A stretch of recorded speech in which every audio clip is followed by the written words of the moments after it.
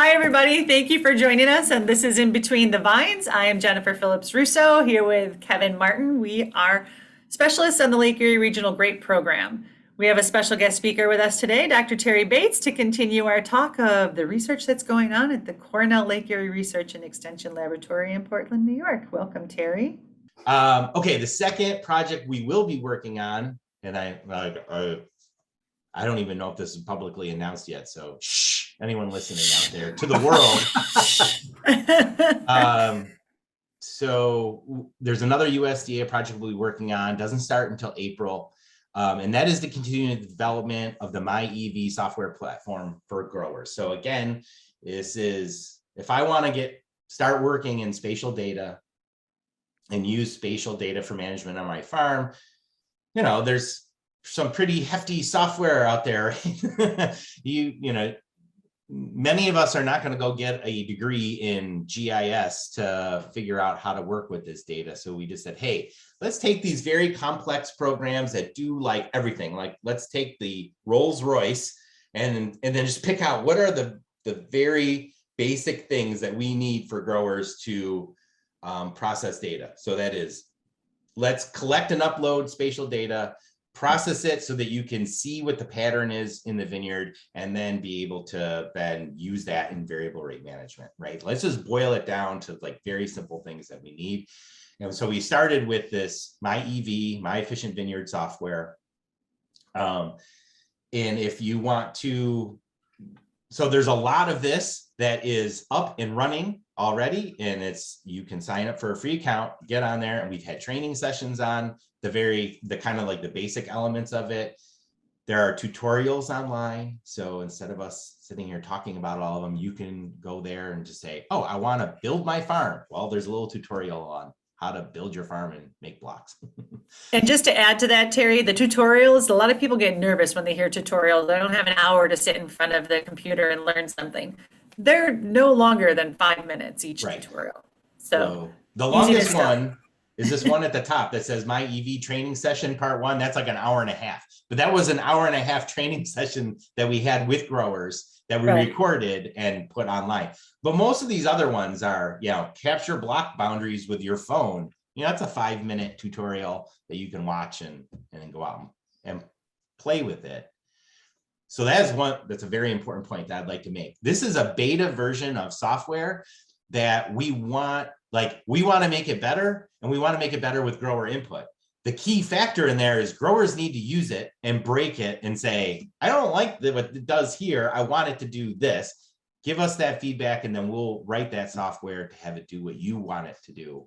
That way, in the end, it's a platform built for growers by growers, and is a useful tool, because that's what we really want, is for you guys to use it.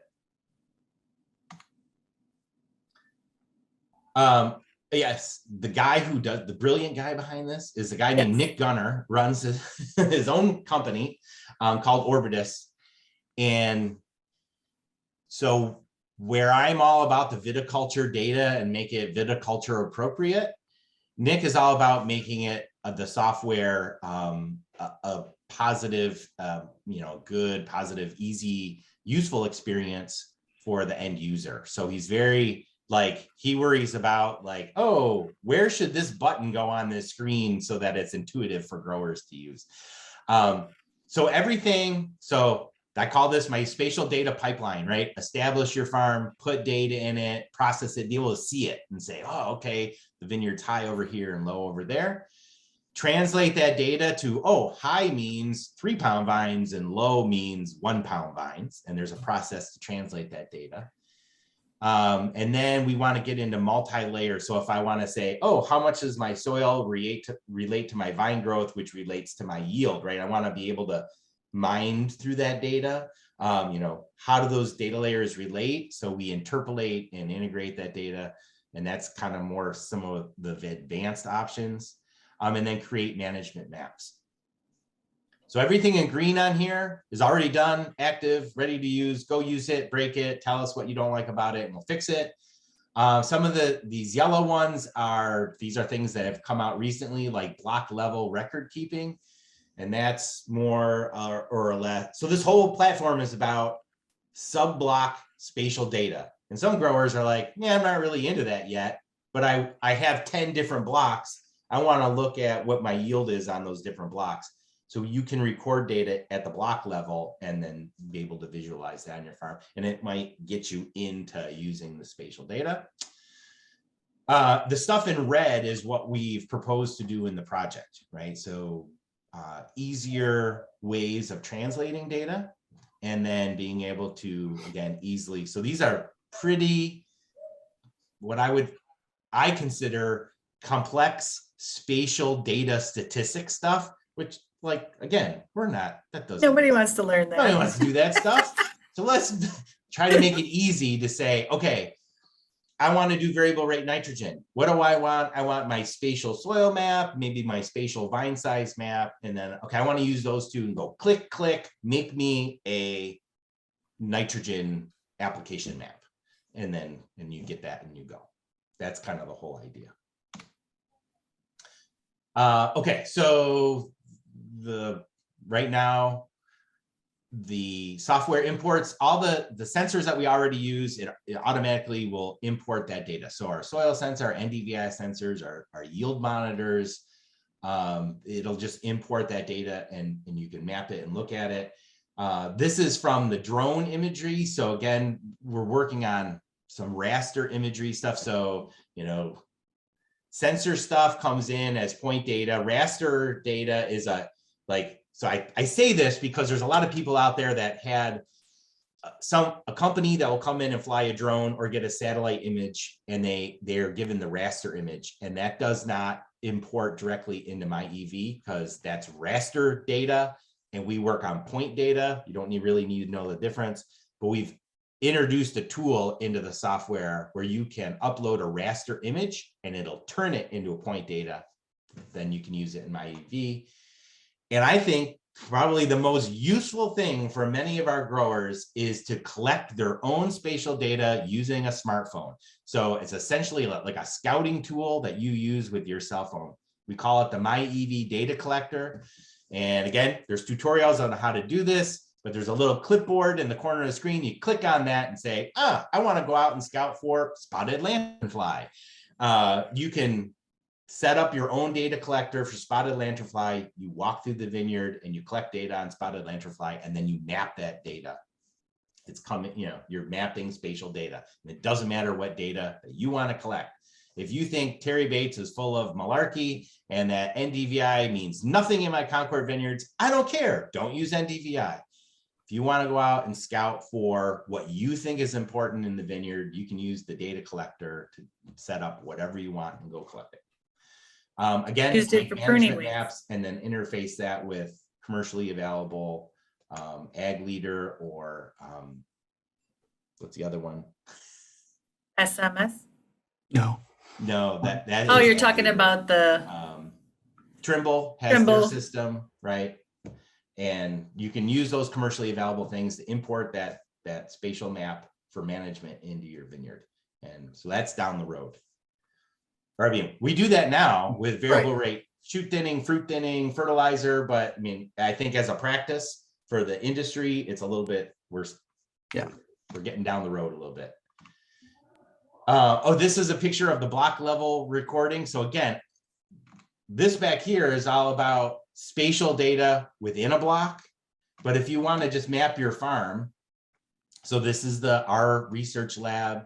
Everyone thinks all we do is Concord, but all these blocks are color coded based on the different varieties that we grow. So we do grow different varieties. And if we take the yield in tons per acre that came off of these blocks this year, and we wanted to color code that on map, shows us what the yield was in our vineyard. And again, you can set these up for anything that you want to collect data on a block by block basis in your farm. So it's a little bit more like a farm management software, which was not our original intent, but we think is a nice add-on. Yeah, I would just add that even if you are going to do variable rate stuff, it's really nice to have your farm management software be the same as your data collection interpretation software. The integration there is it should be the same piece of software, not as So that's cool. And this on the whole data pipeline thing, this was one of the yellow blocks. So this just came out, and we are, I mean, as soon as I started using it, I think I came up with 3 things that I said, hey, Nick, I wanted to do this. I wanted to do this. And so I send that to him, and then he works it into his work plan. So again, if you start using this and you're like, this, I don't like this part, it's too clunky, make it easier. And then we will. Right. If we get your feedback. So again, we need your feedback. Okay, third project. So we went measure, model, and now we're managing. And so many of us use machine pruning with hand follow-up. And what if we could just send a robot out into the vineyard and prune our grapevines? So this is some work that, again, has stemmed out of the Efficient Vineyard Project. Carnegie Mellon has developed this image sensing technology, which they were using for like berry counting and shoot counting. And our cooperator, Abi Silwa from Carnegie Mellon, he's an engineer. You know, we said, well, can you measure, you know, could you give us an estimate of pruning weight? And so then we don't have to try to translate NDVI into pruning weight, or can you give us a measurement of like bud count that's in the vineyard right now? And we, you know, can either translate that to pruning weight or just say, hey, you know, I have 600 live buds out here. How many buds do I leave? And then if you can do that and then use the robot to prune that grapevine. This is, you know, this isn't something that's going to happen next year. You know, this is kind of technology development that's going to take a little while for it to ramp up and then become commercialized and effective, be used in the vineyard. So where we're starting doing a lot of this work is we have a mechanical pruning trial that's been going on for 4 or 5 years now. It is actually something we should probably have a field day this summer on. We would have done it last year if it wasn't for COVID. So we have vineyard rows, entire rows that are either pruned, you know, cane pruned by hand, machine pruned with hand follow-up to, again, do what we kind of do as an industry. We leave longer canes versus a spur pruning with a machine and spur pruning with some summer shoot positioning. All this stems from, we did a project where we compared cane and spur pruning in Concord vineyards, and we all cane prune because the base buds on a Concord vine are less fruitful. So you want to leave more fruitful buds, and that's why we leave longer canes. So we said, well, what if we just left a lot of spurs and made up for the yield the other way by just leaving a lot of them? And guess what? It worked. So again,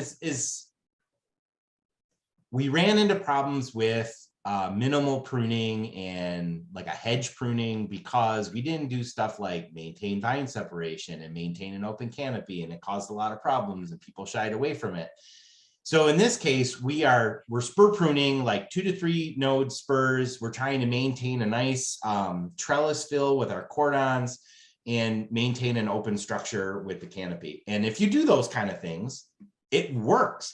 And it makes the pruning process a lot easier. So we have everything from 100% hand prune, you know, long canes, to machine prune spurs. And now we're overlaying the robot on this, where we're saying, can we do like a machine pruning and the robot can do the hand follow-up part? And is it easier if it's spur pruned? Or can we work towards a 100% robotically pruned vine that we manipulate the pruning level? So we start imposing our balanced pruning formulas through the robot. So a robot goes up, scans the vine, says, this is a 2.5 pound vine. I'm going to leave, you know, 90 buds. Or this is a smaller vine and I'm going to leave 72 buds. And it counts those buds and then it prunes it to the bud level that you want. Can we start, as Kevin said, being more precise on a vine by vine basis and leaving the exact number of buds that we want to try and balance that vine with a robot? So it's kind of like this long gamut of 100% machine prune, 100% hand prune, and what are all the different things in between that we can do to make it more precise. And that's my last slide. And if I had to summarize, somebody said, what are you guys doing in research? And through the research we've done historically, to the Efficient Vineyard project, to the new projects that we have going on, right? So we're trying to we go back to our original chart, right? We're trying to match vine size with pruning level to maintain vine balance so that we have long-term, high yield, high quality, and good revenue in our vineyards. And it's kind of like they all work together, right? So all the cogs in this mechanical grape cluster that we've built, we're kind of working in all the little different areas to try to make everything run smoothly, right? How do we use NDVI sensing and relate that to pruning weight? And how does that fit into our crop load model, right? And then how do we process that spatial data so that I know, oh, I have balanced vines on this side of the vineyard and I have undercropped or overcropped ones on the other side of the vineyard. And then what do I do about it? Can I do variable rate management? How do I interface the data with the machines to do that variable rate management? And we're kind of working on all these different things to make it all, as one cog turns, it's going to turn the other cog downstream in your management practices. It's a lot of cool work going on. Sorry, go ahead, Kevin. Yeah, I was going to say, before we wrap up, I think there's a lot of interest in robotic pruning, whether or not it's going to happen next year. So I think doing a service to our growers, in talk and asking a few questions that I think that they might have, and maybe you don't have the answers to it now, but maybe we can talk to Abby in the future. Did you say that was a relatively new project at this point, or, in the same way myEV is, like you've been working on myEV for a while, but you just started a new project with myEV. Right. So it starts, I think it actually officially it starts in January. Those pictures I was showing was that they were already up doing some of the work this year, trying to relate their imagery with now we're going to go out and collect pruning weights on those vines. And they're going to say, yep, we scanned this. We said it was going to be a 2.5 pound vine. You said it was a 2.48 pound vine, and see how close those relationships are. So yes, this started in the Efficient Vineyard project. So Carnegie Mellon in the EV project developed the imagery, kind of perfected it for certain things like berry counting, and then commercialized it through a company called Bloomfield AI. And so that technology is out there commercially, but a spin-off of that was, hey, can we use the same image technology to image dormant grapevines and make pruning decisions on it? And so that part's relatively new. The image technology is pretty developed and they just work on the algorithms now. And now we're trying to, you want to work on the robotics part of it to, can I reach out and prune that cane? And it's like, it's, it's not that easy. You have two canes that cross, so you got to have a really high resolution 3-dimensional image just like your eyes do to go in and, know you're making the cut at the right spot. And then hope the wind doesn't blow. And the snow's falling. Yeah, I mean, that was really probably my most important question is I knew they were still working on the algorithms because the algorithms, and this was probably right before COVID, are a little bit different than what you needed for those original algorithms with crop load management. Yes. So, yeah, I think from an economic standpoint, where this really shakes out and how it gets adopted is really going to depend on the engineering of, I don't know how many cuts it can make and what kind of cuts it can make, whether we're modeling it after hand pruning or spur pruning with a light hand follow-up. I think both models are really exciting and going to work and have some potential to really alleviate some of the problems we have with labor, but the value of it, what it has to cost is just going to be what our growers are always focused on. Yeah. So, yeah, I think my futuristic vision would be, right now we have this thing and it slowly scans the vine and we have one cutting arm comes out and it might even miss the cane. But down the road, I would see, something that scans the vine pretty quickly. And now you have 10 robotic arms that come out like an Edward Scissorhands kind of thing. And and then Right. it moves on to the next vine. So it's faster. And, if you can do it with one robotic arm, it won't be that hard to do it with multiple robotic arms. Right. Just stay in front of the machine. Mhm.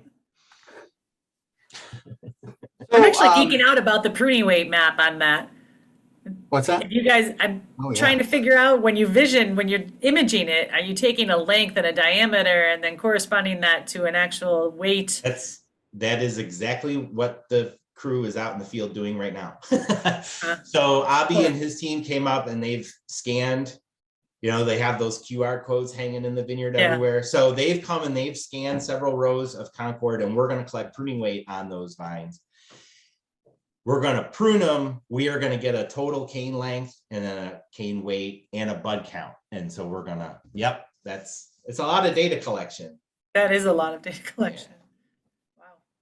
A lot of cool stuff going on. I always say the whole reason I started this whole thing is because I never wanted to collect pruning weight again. And it's very ironic because all we do is collect pruning weights now and try to relate it to our sensor work. Maybe when I retire, the next generation will never have to collect pruning weights. Well, thank you for coming out. Go ahead. I was going to say, thanks for joining us and thank you for the update. Thanks for having me. Our growers will really appreciate that in the region and hopefully beyond. I know we have some listeners all over the place. So myEV is a cloud-based platform. It works anywhere. So if you're interested in using it, you do not have to be in the Lake Erie region. And I know Terry appreciates it when it gets used wherever viticulture is happening and grapes are grown. So thank you all for joining us. We will see you, I think, in the next couple of weeks. We're going to take a brief hiatus for the holiday. So enjoy your holiday, and we will be back with you next year. Thanks a lot. Take care, everyone. Thanks.